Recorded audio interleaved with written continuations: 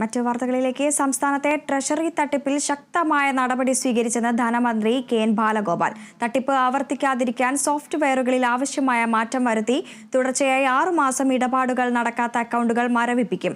എല്ലാ account ഉടമകൾക്കും KYC നിർബന്ധമാക്കുമെന്നും മന്ത്രി നിയമസഭയിൽ പറഞ്ഞു. സർ, ട്രഷറിയിലെ പണം ട്രഷറിയെ വിശ്വസിച്ചിട്ടിരിക്കുന്നതാണ്. അതിനകത്ത് എന്തെങ്കിലും പോരായ്മ ട്രഷറിയിലെ ഒരു ഉദ്യോഗസ്ഥൻ തട്ടിപ്പ് കാണിച്ചെങ്കിൽ അത് ഈ പണം ഇട്ടവരെ ബാധിക്കുന്നതല്ല. അതേത് നിയമത്തിലുള്ളൂ സർ. അങ്ങനെ അവരുടെ കാര്യത്തിനകത്ത് സംരക്ഷണം ഉണ്ടാവും. ട്രഷറി ആ പണം ഇട്ടിരിക്കുന്ന ഇടപാടുകാരുടെ കാര്യത്തിൽ സംരക്ഷണം ഉണ്ടാവും എന്ന് മാത്രമല്ല, ഇതുമായി ബന്ധപ്പെട്ട ആളുകളെ മുഴുവൻ ഡിസ്മിസ് ചെയ്തിട്ടുണ്ട്. 2010 മുതലുള്ള കേസുകൾ എൻ്റെ ഉണ്ട് സർ. ഓരോ ഘട്ടത്തിലും നമ്മൾ കുറച്ചുകൂടി ഇത് സുതാര്യത വരുത്താൻ വേണ്ടിയിട്ട് ചെയ്യുന്നുണ്ട്. അതുകൊണ്ട് അക്കൗണ്ട് ഉള്ള ആളുകൾക്ക് യാതൊരു സംശയത്തിന് ഇടയില്ല.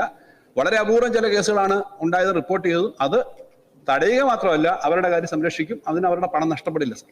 ഇപ്പോ ചെക്ക് പണം പിൻവലിച്ചാൽ ഉടൻ തന്നെ നമുക്ക് മെസ്സേജ് കിട്ടുന്ന സംവിധാനം വന്നിട്ടുണ്ട്. നേരത്തെ അവിടുത്തെ ജീവനക്കാരനെ ഈ ഇതിലേക്ക് കയറുമ്പോൾ പിന്നെ അവരുടെ തമ്പിന്റെയോ അല്ലെങ്കിൽ മറ്റ് സാങ്കേതിക വിദ്യ ഉപയോഗിച്ച് അവരെ പറ്റിയുള്ള കണക്ടിവിറ്റിയുടെ കാര്യം പ്രശ്നം ഉണ്ടായിരുന്നു. അവരെങ്ങനെയാണ് അത് കയറുന്നത്, ഇതിന് ഓതന്റിക്കേഷന്റെ പ്രശ്നം ഉണ്ടായിരുന്നു. അതിന് സിസ്റ്റം ആക്കി സാർ.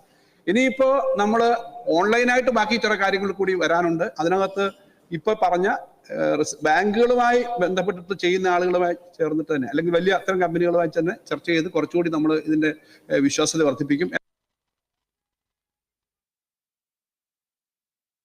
തെറ്റുതിരുത്തലിന് മാർഗരേഖ തയ്യാറാക്കാൻ CPM കേന്ദ്ര കമ്മിറ്റി.